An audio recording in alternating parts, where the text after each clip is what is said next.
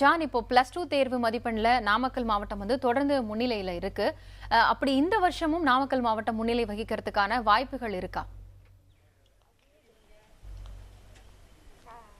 நிச்சயமா காயத்ரி, அதாவது பார்த்தோம் அப்படின்னா நீங்கள் குறிப்பிட்டது போல நாமக்கல் மாவட்டத்தில் அதாவது 31,111 மாணவ மாணவியர் இந்த 12ஆம் வகுப்பு பொதுத் தேர்வை எழுதியிருக்கிறார்கள்.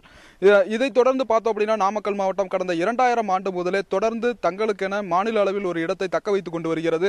தேர்ச்சி விகிதத்தை பொறுத்தவரையும் பார்த்தோம் அப்படின்னா 96.6% கடந்த ஆண்டு தேர்ச்சி விகிதம் இருந்த நிலையில் இந்த வருடமும் நாமக்கல் மாவட்டம் முன்னிலை வகிக்கும் என்ற எதிர்பார்ப்பு அதிக அளவில் காணப்படுகிறது.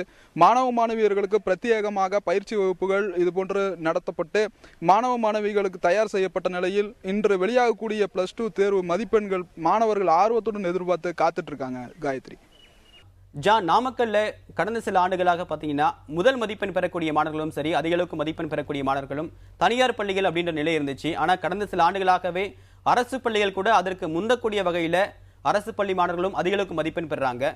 குறிப்பா அரசு பள்ளிகளில் இந்த வருஷம் எந்த அளவுக்கு தேர்வு சதவீதத்தை எதிர்நோக்கி இருக்காங்க, மாணவர்கள் எந்த அளவுக்கு எதிர்பார்ப்போடு இருக்காங்க? நிச்சயமா தேவப்பிரியன், அதாவது பார்த்தோம் அப்படின்னா நாமக்கல் மாவட்டத்தை பொறுத்தவரையும் நான் ஏற்கனவே குறிப்பிட்டது போல 2000 ஆண்டு முதலே தங்களுக்கென்று ஒரு மாநில அளவிலான இடத்தை கைப்பற்றி வராங்க. இந்நிலையில் நீங்கள் குறிப்பிட்டது போல அரசு பள்ளி மாணவ மாணவியரிடமும் இந்த முறை எழுதப்பட்டிருக்கக்கூடிய தேர்வில் அதிக எதிர்பார்ப்பு காணப்படுதுன்னு தான் சொல்ல முடியும். தனியார் பள்ளி மற்றும் சுயநிதி பள்ளிகளில் பார்த்தோம் அப்படின்னா பெரும்பாலான பள்ளிகள் நாமக்கல் மாவட்டத்தில் ஆசிரியர்களால் தொடங்கப்பட்ட பள்ளிகளில் இருக்கக்கூடிய மாணவர்கள் தான் அதிக அளவிலான மதிப்பெண்களை பெறக்கூடிய ஒரு வாய்ப்பை தக்க வச்சுட்டு இருக்காங்க.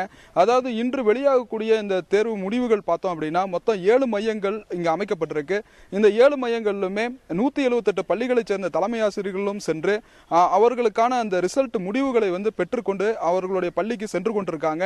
10 மணி அளவில் மிகச்சரியாக இந்த தேர்வு மதிப்பெண் பட்டியல் அதாவது வெளியாகக்கூடிய ஒரு சூழல் இருக்கிறதுனால மாணவ மாணவியர் அதிக எதிர்பார்ப்போட காத்துட்டு இருக்காங்க. தேவப்பிரியன்.